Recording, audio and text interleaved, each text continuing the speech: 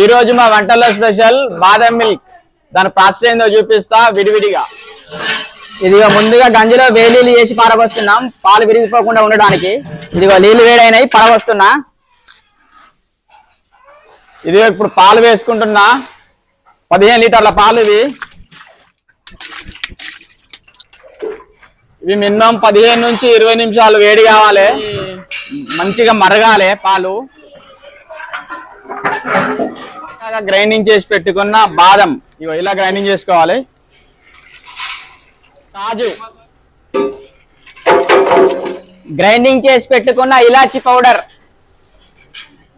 చక్కెర.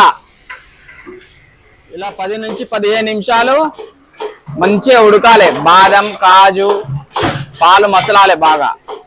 చిక్కదనం రావడానికి custard powder వేసుకుంటున్నా. ముందుగా కస్టర్డ్ పౌడర్ లో కొన్ని వాటర్ వేసుకుంటున్నా.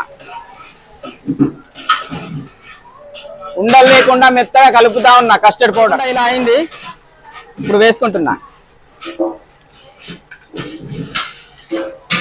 కస్టర్డ్ పౌడర్ వేసిన 10 నిమిషాలకు ఇలా చిక్కగా అయింది. ఇదిగో ఆల్మోస్ట్ అయిపోవడానికి వచ్చింది. దింపే ముంగట నందకిషోర్ నెయ్యి వాడుతున్నా నేను.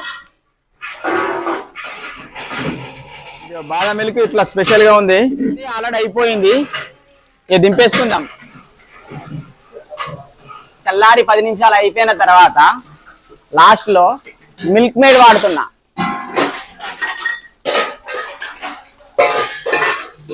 దీన్ని కండెన్సర్ మిల్క్ అని అంటారు.